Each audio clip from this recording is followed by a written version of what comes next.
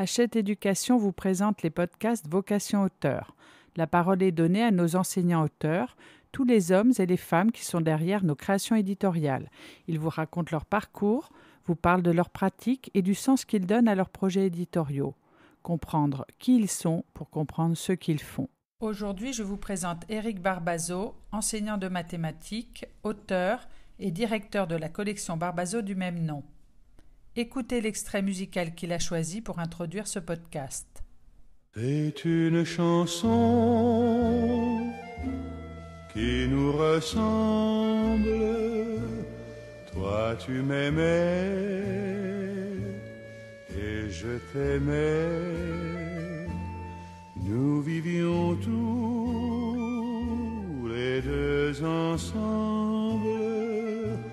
Toi qui m'aimais, moi qui t'aimais. Bonjour Éric. Bonjour. Alors pour commencer, je vous ai demandé de choisir un extrait musical pour introduire ce podcast. Pourquoi avez-vous choisi ce morceau ? Alors j'ai choisi Jacques Prévert parce que j'aime beaucoup l'univers de Prévert. C'est un texte qui est magnifique et puis j'aime bien la poésie de Prévert et puis les côtés un peu subversifs de Prévert. C'est vraiment un auteur que j'aime beaucoup. Bon, mais il y a plein de textes qui sont à la fois très poétiques mais aussi très engagés, ça correspondait à l'époque des années 60, 70 oui. Et donc c'est vraiment l'engagement du poète qui me plaît chez Prévert. Et ces textes poétiques sont aussi magnifiques. Donc cette chanson, elle regroupe tout. Elle regroupe à la fois le côté magnifique, poétique, et puis un peu de nostalgie, et un engagement, et puis plein d'amour, quoi. Tout à fait. Alors parlons un peu de votre métier d'enseignant. Donc vous enseignez depuis 29 ans maintenant. Oui. Qu'est-ce qui a suscité votre vocation d'enseignant ?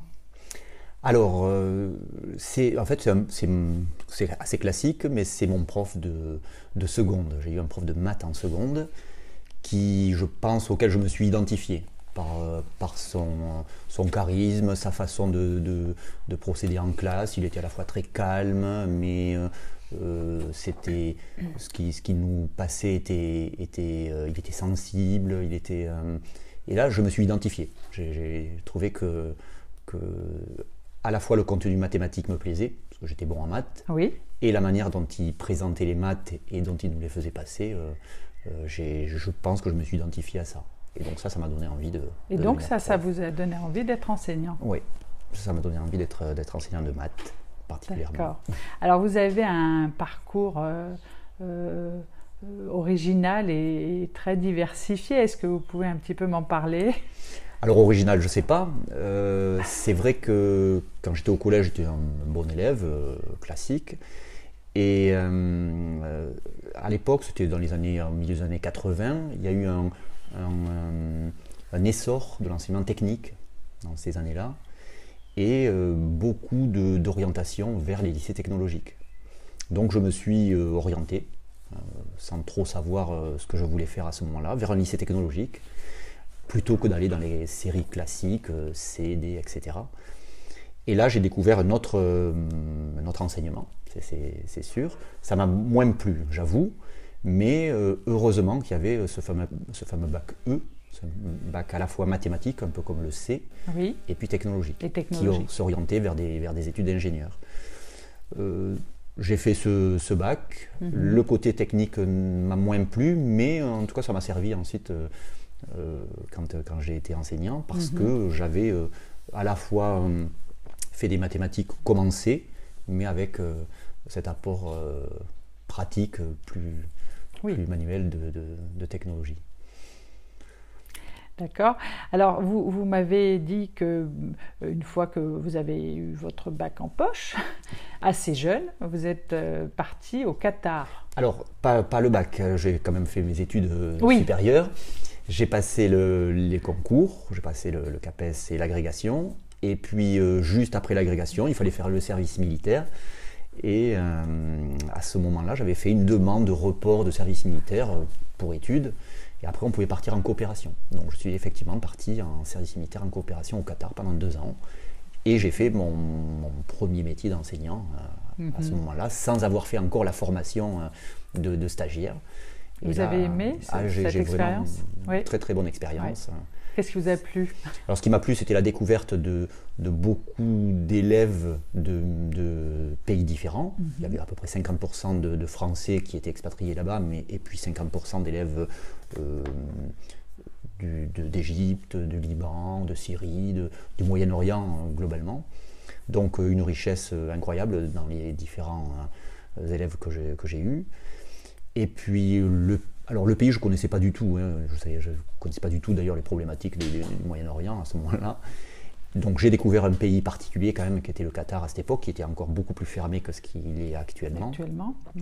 Mais ça m'a permis de découvrir aussi la région, le Liban, la Syrie, etc. Oui. Et donc sur le plan de l'enseignement, c'était de très bonnes conditions parce qu'on avait très peu d'élèves. Donc là j'ai vraiment pu développer mon métier dans de bonnes conditions. Et puis avec des élèves qui étaient souvent bons. Plutôt d'un bon niveau.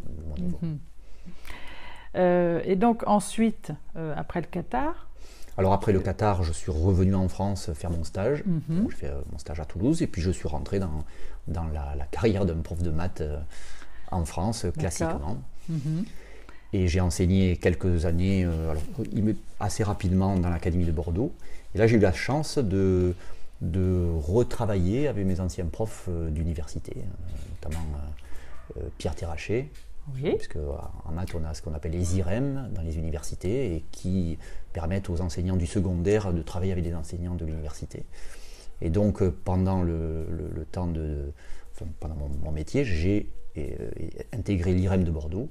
Et là, j'ai retrouvé mes anciens profs, notamment Pierre Terraché, avec qui j'ai travaillé. On a fait de la formation de profs pendant une bonne dizaine d'années. Donc, Pierre Terraché, qui était un grand auteur de maths. Exactement. En plus, qui était auteur. Et donc, c'est une super formation sur le plan des maths, sur le plan de l'enseignement, sur le plan de comment mener des recherches à la fois en maths et en pédagogique.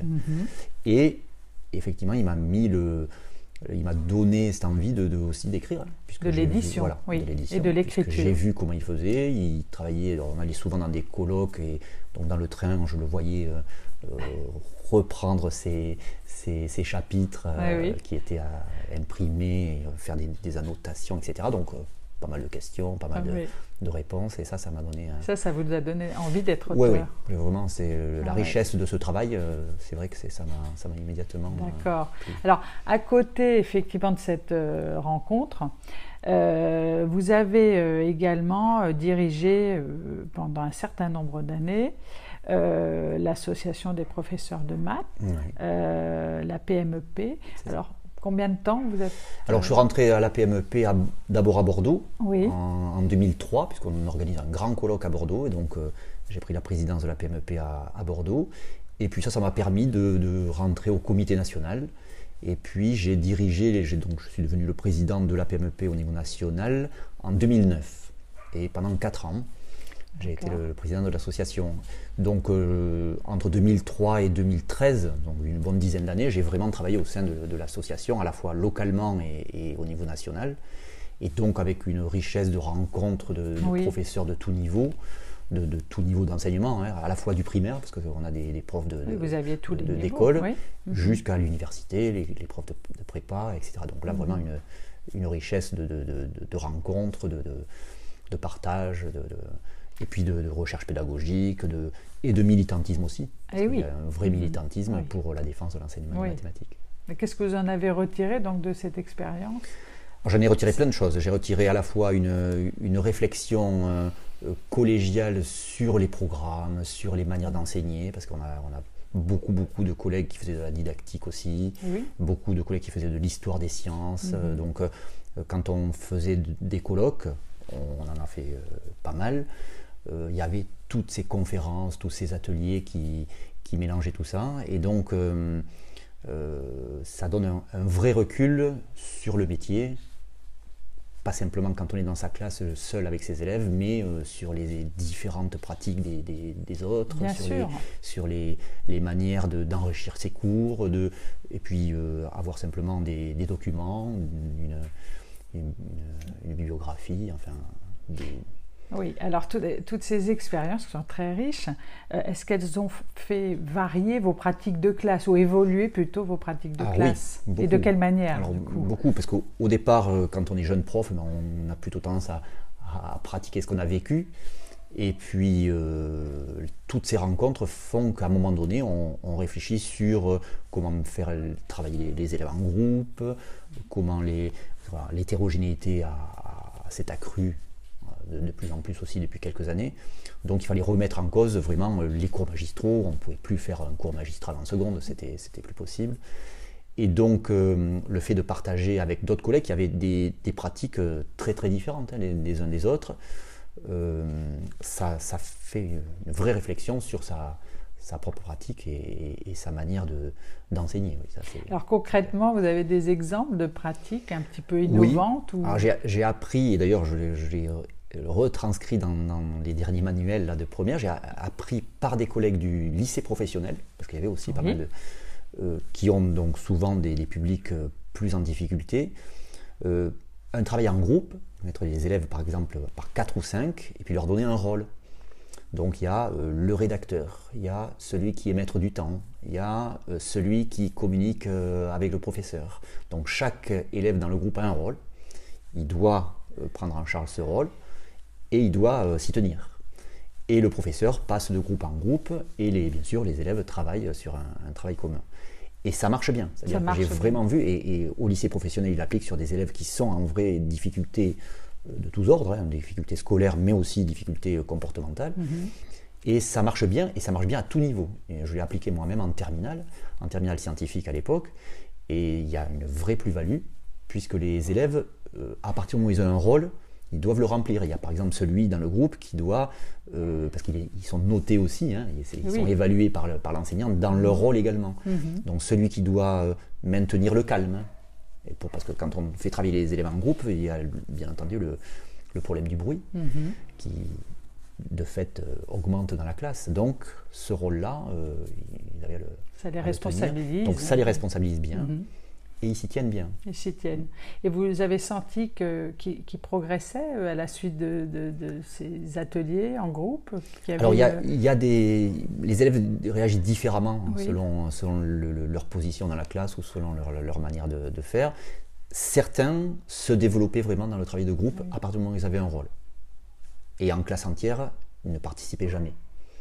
D'autres, qui avaient plutôt l'habitude d'être à l'aise tout seuls, étaient plus en difficulté parce qu'ils rencontraient une contrainte qu'il fallait tenir. Donc il n'y a aucune méthode qui soit de toute manière magique, mais certains élèves se révélaient alors qu'en classe entière, ils avaient un comportement complètement différent. C'est intéressant. Donc alors, on va faire le lien justement entre ces pratiques que vous évoquez et les projets dont vous êtes auteur, puisque vous êtes auteur et directeur de la fameuse collection Barbazo, de votre nom. Alors, dans quel esprit l'avez-vous conçu et quel sens avez-vous donné à ce projet, compte tenu de toutes ces expériences? Alors oui, quand on m'a proposé de monter une collection, j'avais vraiment envie, alors j'avais l'expérience de Pierre Terraché et le modèle finalement, mais il ne faut pas non plus suivre ses maîtres, donc il faut essayer de donner quelque chose de soi. Et donc à cette époque-là, c'était en 2013 je crois, quand j'ai commencé la collection, il y avait ce qu'on appelait les situations d'introduction des notions avant de faire un cours. Et je trouvais que ces situations étaient souvent très stéréotypés, très guidés, et donc les élèves finalement faisaient des exercices avant de faire le cours et ne comprenaient pas ce qu'ils faisaient. Et donc moi j'ai voulu apporter une nouveauté qui était assez radicale, c'est de donner une situation aux élèves, mais beaucoup plus sous forme de problèmes à résoudre, sans questions les unes à la suite des autres. Et par exemple, je me souviens, la première situation, c'était... il y avait une photo, et donc avec des illustrations qui servaient aussi à la situation. Ce n'était pas juste des illustrations pour décorer le livre, mais la situation servait. Donc il y avait quelqu'un qui faisait des fouilles archéologiques et qui avait posé une grille sur les pièces qu'il trouvait sur le terrain archéologique, et donc une grille. Et puis la question, c'était aux élèves, à quoi sert la grille ? Et donc, il fallait qu'ils élaborent tout un processus, qu'ils leur disent, là, il est en train de repérer, et donc ça mettait en place petit à petit. Oui, ça les obligeait à réfléchir. Voilà, au pourquoi on mettait ça, et quel est le lien qu'ils allaient faire ensuite avec la définition d'un repère, etc. Donc on a essayé de trouver des situations comme ça qui étaient donc beaucoup moins guidées, qui laissaient la libre penser aux élèves, de proposer quelque chose. Vous avez réussi à le mettre en place? Alors on l'a mis en place, et finalement ça a pas mal marché, parce qu'en plus on les diversifiait selon les métiers.